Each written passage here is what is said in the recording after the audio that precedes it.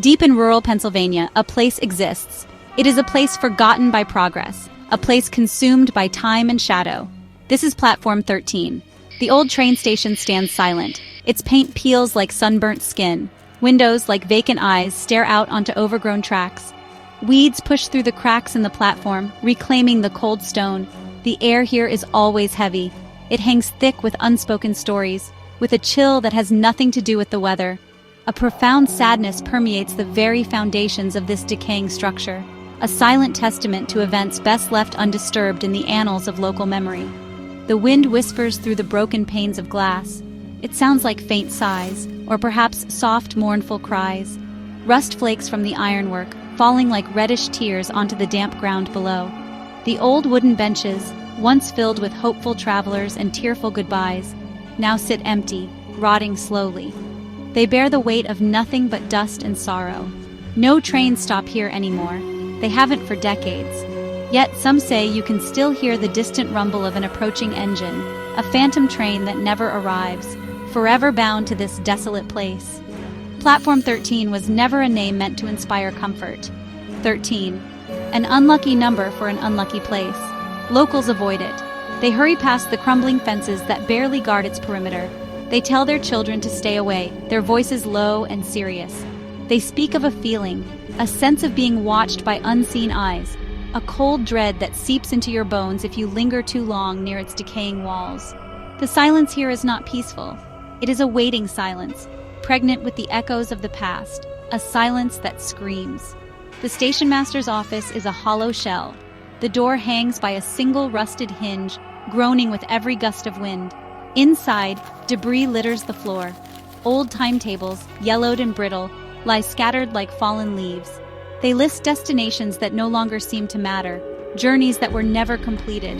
The very air smells of damp earth, decay, and something else, something indefinable, something that hints at the profound despair that has stained this place, making it a festering wound on the landscape, a constant chilling reminder.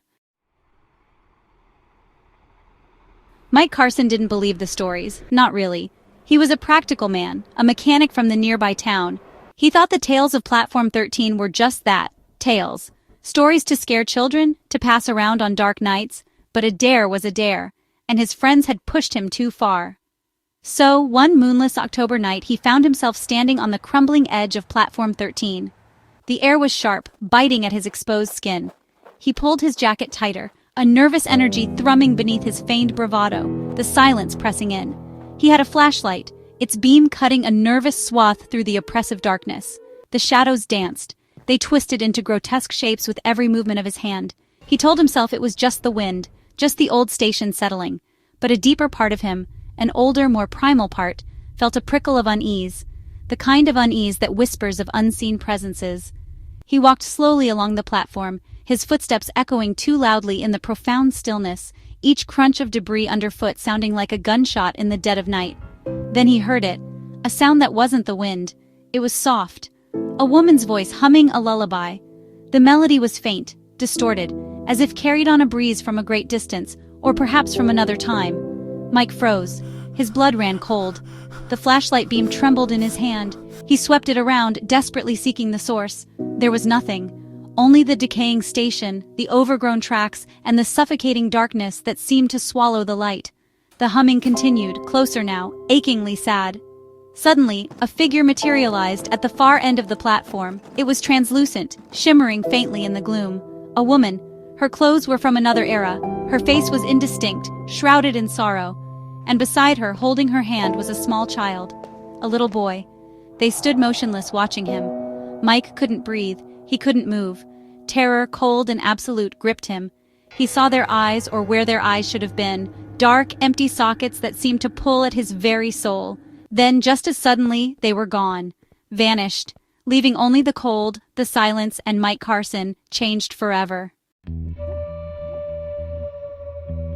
Long before Platform 13 became a place of dread, it was just a station, a stop on a journey. For Emily Rhodes, it was meant to be a brief pause. She was a young mother, full of hope and quiet determination. With her small son Jacob by her side, she was traveling to a new town, a new life. Jacob was barely 5 years old. His eyes were wide with the wonder of the train ride. He clutched a small wooden toy train in his hand, his laughter occasionally echoing through the carriage, a bright sound in a world that was, for them, filled with promise. They arrived at platform 13 on a crisp autumn afternoon. The sun was beginning to set, casting long, melancholic shadows across the tracks. Emily held Jacob's hand tightly as they stepped onto the platform.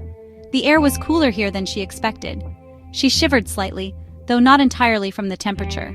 There was a stillness about the place, even then during its operational days, a feeling that the station held its breath, waiting. Jacob, however, seemed oblivious, pointing excitedly at the signals in the distant water tower. Emily checked the schedule for their connecting train. It was delayed. They would have to wait. She found a bench, brushed off the dust, and sat down with Jacob. He leaned against her, his small head resting on her arm. She hummed a soft tune, one she always sang to comfort him. The station was not busy. A few other passengers milled about, but they seemed distant, wrapped in their own thoughts and journeys. The light began to fade more rapidly now, the sky turning a deep, bruised purple. An unspoken sense of foreboding started to creep into Emily's heart. She watched Jacob play with his toy train on the bench beside her. His innocent chatter was a small beacon in the growing twilight. She thought of the new home waiting for them, the new job she had secured. She pushed away the tendrils of unease that tried to curl around her. This was just a station, a temporary stop. Soon their train would arrive and they would be on their way. She couldn't know, as she held her son close, that platform 13 would not be a temporary stop for them. It would be their final destination, a place where their innocent journey would tragically end. As dusk deepened into early evening, a figure emerged from the shadows of the station building. It was a woman, older, dressed in dark, somewhat old-fashioned clothing. Her name was Martha Briggs. She moved with a strange, deliberate slowness. Her face, when she stepped into the dim light of the platform lamps, was etched with lines of profound sorrow, yet there was something unsettling in her gaze, something that made the hairs on the back of Emily's neck prickle. Martha approached them, her eyes fixed on young Jacob. Martha stopped a few feet from their bench. She offered a small, hesitant smile. It didn't quite reach her eyes. "A lovely boy," she said, her voice surprisingly soft, yet carrying a strange, resonant quality. Emily, though unnerved, replied politely. Jacob, usually shy with strangers, seemed momentarily captivated by the woman. Martha's gaze lingered on him, an intensity there that was deeply unsettling to Emily. It was more than just admiration for a child. It felt possessive, almost hungry. A cold knot began to tighten in Emily's stomach. Martha began to speak of the station, of the trains. Her words were mundane, yet her presence filled Emily with a growing sense of dread. She spoke of children, of how precious they were. She mentioned, almost in passing, that she often came to the station. She liked to watch the trains, watch the families. Emily tried to steer the conversation to a close, anxious for their delayed train to arrive. She pulled Jacob a little closer, a protective instinct flaring strongly within her. The air around Martha felt cold, unnaturally so. Then Martha reached out a hand towards Jacob. Her fingers were long and pale.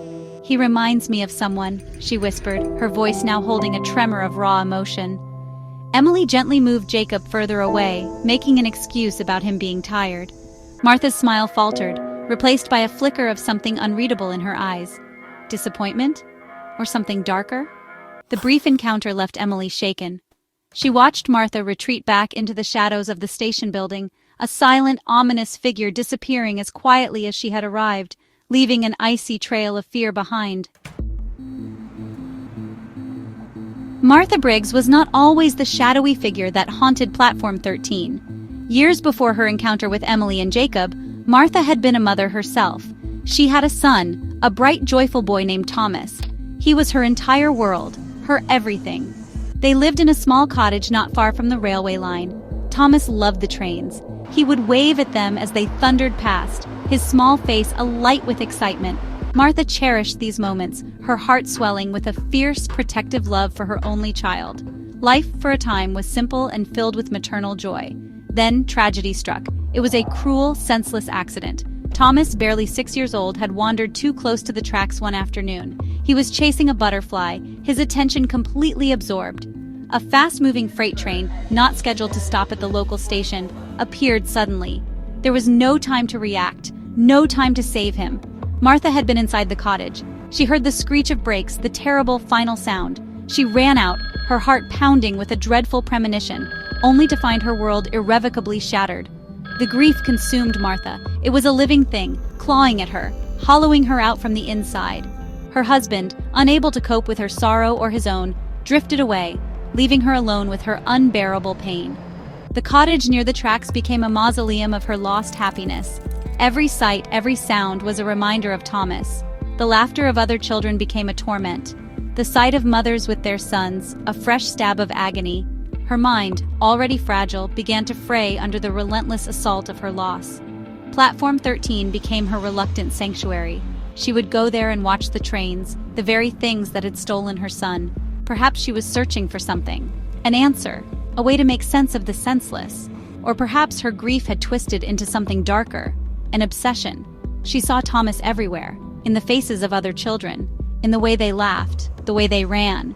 Her sorrow festered, transforming into a desperate, dangerous yearning. A yearning to reclaim what she had lost, no matter the cost to others, her sanity slowly surrendering to the abyss of her despair. The night deepened. Emily and Jacob were still waiting. The station grew quieter, more desolate. Most other passengers had departed on earlier trains or found other means of travel. Emily held Jacob, who had fallen asleep in her arms, his small body warm against hers. She felt a profound sense of isolation. The earlier encounter with Martha Briggs lingered in her mind, a dark premonition she couldn't shake. She tried to stay awake, alert, but the long day of travel and the oppressive atmosphere of the station were taking their toll. Her eyelids grew heavy. It was then, in the deepest part of the night, that Martha Briggs returned. She moved like a phantom, silent and purposeful. She had seen her opportunity. Emily, exhausted, had finally drifted into a light, uneasy sleep. Jacob, still nestled beside her, was vulnerable. Martha's heart, a broken, aching void, saw not Emily's child but a chance. A twisted, desperate chance to fill the emptiness left by Thomas. Her mind, fractured by grief, convinced her that this was right, that this was meant to be. The exact details of what happened next are lost to the whispers and horrified conjectures that followed. But the outcome was clear. Emily Rhodes and her son Jacob were never seen alive again. There were no screams heard by anyone, or if there were, they were muffled by the station's isolating emptiness or mistaken for the wind. Martha, driven by her profound delusion and sorrow, committed an act of unspeakable horror. She took them. Perhaps she believed she was saving Jacob, or perhaps she simply wanted a child to replace her own, her sanity completely unraveled. Platform 13 bore silent witness to the tragedy. The cold stones absorbed the terror, the despair. When morning came, there were only a few scattered belongings, a dropped scarf, a small wooden toy train lying near the edge of the platform, as if hastily abandoned. Emily and Jacob had vanished. Martha Briggs, too, disappeared from the town, though some whispered she never truly left the station. The incident marked Platform 13 forever, staining its bricks and mortar with a tragedy so profound it would echo through generations, a chilling testament to a mother's broken mind. The disappearance of Emily Rhodes and her son Jacob sent a shockwave through the small community. Searches were conducted. The railway lines were scoured for miles in both directions, but no trace of them, or of Martha Briggs, was ever found. It was as if they had simply evaporated into the cold night air of Platform 13. The small wooden train Jacob had clutched became a poignant symbol of the mystery, a tiny, heartbreaking piece of evidence left behind at the scene of an unimaginable crime. It sat in the local police station for years, a silent accusation. Soon, whispers began. People started to say that Platform 13 was haunted. They claimed that the spirits of Emily and Jacob, and perhaps even Martha, lingered there, trapped by the tragic events. The station, already imbued with a certain melancholy, took on a far more sinister reputation. Travelers grew wary of it, especially after dark. Some reported hearing a woman's soft, mournful humming, or the faint sound of a child crying, carried on the wind when no one was visibly present. The station's atmosphere grew heavier, colder. The legend of the curse of Platform 13 began to take shape. It was said that those who saw the ghostly figures of the woman and child were marked. They would be drawn back to the station, unable to resist its pull. Some who claimed such sightings grew withdrawn, their personalities changing. Others simply vanished, their disappearances adding another layer to the station's dark folklore. Personal belongings were sometimes found near the tracks: a lost glove, a dropped book, a single shoe, fueling the tales that the spirits were claiming new victims. The railway company tried to downplay the stories, but the fear was palpable. Fewer passengers used the station, especially for late-night or early morning trains. Maintenance workers assigned to Platform 13 often reported tools moving on their own, sudden drops in temperature, or the overwhelming feeling of being watched by unseen, sorrowful eyes. The once ordinary stop on the line was transforming into a place of legend, a nexus of sorrow and fear, where the veil between worlds felt terrifyingly thin. Over the years, as Platform 13 fell into disuse and was eventually abandoned, the stories only intensified. The crumbling station became a magnet for the curious, the brave, and the foolish. Railway workers, tasked with occasional inspections of the derelict site, often shared unsettling experiences. One seasoned engineer swore he saw a woman in old-fashioned clothes beckoning to him from the far end of the platform, only for her to dissolve into mist when he approached. He refused to go back, retiring early. Such tales solidified its haunted reputation among railway staff. Teenagers, eager to test their courage, would dare each other to spend a night at Platform 13. Few ever lasted until dawn. They would return pale and shaken, with fragmented stories of disembodied whispers calling their names, of feeling icy hands touch their shoulders in the darkness, or seeing fleeting apparitions that vanished when directly observed. Some spoke of an overwhelming sadness that would wash over them, a sorrow so profound it felt like drowning. The station became a local rite of passage, albeit one that often ended in terror. One group of paranormal investigators armed with cameras and audio recorders visited the station in the late 1990s. Their footage was mostly inconclusive, filled with grainy shadows and ambiguous noises. However, one audio recording captured a faint, clear whisper. When analyzed, it sounded like a child's voice saying, "Mommy, I'm cold." The investigators left abruptly, deeply unsettled by the experience, and their findings only added fuel to the chilling local legends, making the station even more infamous. The list of strange occurrences continued to grow. People reported car engines stalling as they drove past the access road to the station. Others claimed to see lights flickering in the abandoned station master's office late at night, even though the building had no electricity. The local authorities eventually condemned the structure, posting warning signs, but the signs did little to deter those drawn by the mystery, or perhaps by the unseen forces that many believed still dwelled within the decaying heart of Platform 13, forever waiting, forever watching. Today, on this day, June 6, 2025, Platform 13 stands as a ruin. It is a skeletal monument to forgotten journeys and unspeakable sorrow. The fences are mostly gone, rotted away or pulled down, offering little resistance to the curious or the lost. Nature continues its relentless reclamation, ivy crawling over the crumbling brickwork like grasping fingers, trees sprouting where waiting rooms once stood. Yet, despite its physical decay, the station's spectral presence feels stronger than ever. Its story is etched into the local consciousness, a permanent stain on the landscape. The fear surrounding Platform 13 is a living thing. It breathes in the whispers of the wind that sighs through its empty shell.